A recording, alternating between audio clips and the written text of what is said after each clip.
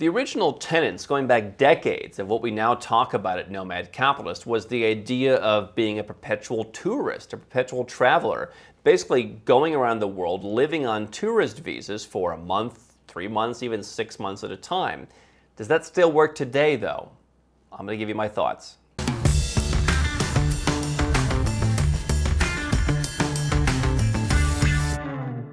Hi, I'm Andrew Henderson. This is Nomad Capitalist, where we help 7- and 8-figure entrepreneurs and investors legally go where you're treated best. More at nomadcapitalist.com. We recently made a video where I talked about building a residence and citizenship portfolio. I believe that in these crazy times, simply having a second passport may not be enough for many people. You want to have multiple passports, the passport portfolio we talked about. You want to have residence permits, and you want to have a mix of places with freedom, places with low taxes, places with no taxes, places where you emotionally feel connected. And to that response, someone said, what's the point of all this? How about I just move somewhere for 2 to 3 months on a tourist visa and not tell them about my business? Why do I need to even bother with taxes or residence in that country? And so the question is, can you continue to be a perpetual tourist? Can you simply live on tourist visas? And the answer is increasingly no. Now, the pandemic certainly made that more difficult for more reasons than one, in that if you're a resident, if you're a citizen, you may have been able to get into a country. Now, obviously, there are many different countries in the world. All of them have their own different parameters. Some countries won't let their own citizens in. Looking at you, Australia, they were really one of the few, if only one, that really continued that for any long-term basis. But I know people who were stuck at some point during the early parts of the pandemic, and they were able to come back eventually because, okay, you're a resident, you're a citizen. Being a tourist puts you at the lowest end of the totem pole, where in good times, come on in. I absolutely agree with their perpetual traveler philosophy. As someone who just claimed a big tax refund doing some shopping in a certain part of the world, I can tell you, hey, tourists get treated pretty well. You don't even have to pay sales tax. You don't even pay VAT. They give it all back to you. But when times get tough, and I think that's certainly a part of the reason why you want to be diversified internationally, tourists are going to be the first ones to go. Many countries in Asia still aren't accepting tourists. Tourists may have higher requirements. There are certain countries where if you just show up to your own country, you're a citizen, you don't need to show any paperwork. But if you are coming as a tourist, you may need to have certain vaccine records, you may need to get a test, you may need all kinds of different stuff. And so in many ways, residents and citizens are being treated better in some ways than tourists. The other reason why I think tourist visas are becoming more difficult is you're seeing countries where they are really pushing back on the very liberal visa terms. Mexico is one that's been an example. Now, do I think it's difficult to go to Mexico for a vacation or to hang out for a while? No. It's also not that difficult to get a residence permit to live in Mexico if you have a few bucks to your name. However, the days of the 180-day tourist visa where you just come and you hang out and then you go to the U.S. or you go to Guatemala or you go wherever for a week and you come on back, that's not going to work anymore. Thailand, for years, has said, no, we're not going to let you do that anymore. We're going to limit how many times you can come to the country. Other Asian countries have been more open, but if you keep coming back to the same country, I've seen more and more and more countries who are pushing back against people who are repeatedly coming to the country. Now, could you spend a month in Thailand or then get a 1 or 2 month extension and then go down to Malaysia and then go to Europe for 3 months? Yes, you could put together a series of places where you were for 2 to 3 months of the year. However, I think long term it's going to be more difficult, and it depends on the kind of places that you want to go to.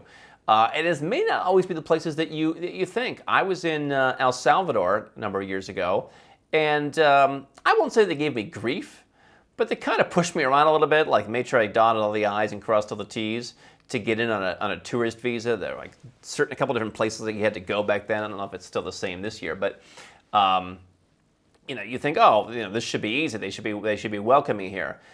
Meanwhile, I've been to Germany or the Netherlands, and I ended up joking with the guy at the border. So you think, a country that is more off the radar, maybe more emerging, would be easier. Not necessarily true.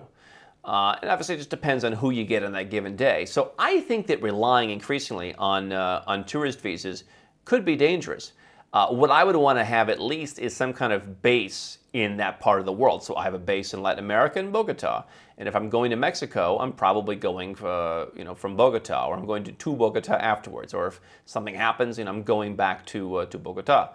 Would I want to have a base in Malaysia and be traveling all the way over there? I'm not saying that when you're first starting out, you need a base in every part of the world, but I'm saying that if I were doing perpetual travel in a certain part of the world, I would want to have a place where I could go to and be based in. And so you can find tax-friendly, freedom-oriented places in each part of the world.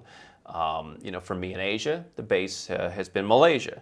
And so if I'm traveling around Asia, Malaysia's my place. And I know that I'm not that far from home, I'm not that far from clean clothes, I'm not that far from whatever it is that I need. Because certainly I think being a perpetual tourist is more difficult. I'm not saying don't spend a good part of your time as a tourist, but here's the other issue when it comes to taxes. It depends on where you're a citizen of. But if you're a citizen of a Western country that's not the United States and you've left that country's tax system, they're going to want to know where you're paying taxes in many cases. And so you don't necessarily have to spend 6 months in one place to do that. But that is going to be something that is increasingly an issue. And if you're going to have Western citizenship, you're going to have some kind of commitment somewhere. So having a home base, I think, not only serves as a base for your tourist activities nearby in the region, but it also serves as, hey, here's where I actually live. And so finding a place that is tax-friendly could be good. Because the idea of simply being a tax resident of nowhere isn't really functional with many tax authorities in the West right now. It's also going to be harder to bank and participate in different investments if you don't have some kind of tax home. And so even if you're not living in a place for 6 months, you may need to get a tax home by making some kind of lump sum payment or getting some kind of what we call paper tax residence. So overall, I love the idea of, hey, spend time in places where they don't bother you. That was the original idea of the 5 flag theory, or the 3 flag theory before that, was the idea of, have a home, but don't really be there. Have a citizenship, but don't live there. So certainly a Caribbean citizenship by investment, something like that would be perfect for someone to have the citizenship where it's agnostic. They don't live there. They don't spend time there. Doesn't really interfere with the rest of their life. But I certainly think that, as the world becomes more difficult, it is certainly easier, whether it's getting on a plane, whether it's getting through immigration, whether it's less paperwork, whether it's fewer questions, whatever the case may be, to have some kind of connection to some of the places where you're going, or at least be coming from a place where you have some connection, which means constant tourist visas just aren't going to work. And in terms of taxes, certainly you have many emerging countries that will be happy to have you come there and spend 3 months at a time working. Do understand that the higher up the totem pole, the proverbial totem pole, as they would see it, you go, as you get into more developed jurisdictions, they could potentially look, even potentially for a tourist, at what kind of business you're doing. Are you managing a business from there? Are you earning income there? They'll all deal with it a little bit differently. Some of them have digital nomad visas where they're saying, okay, don't pay us tax.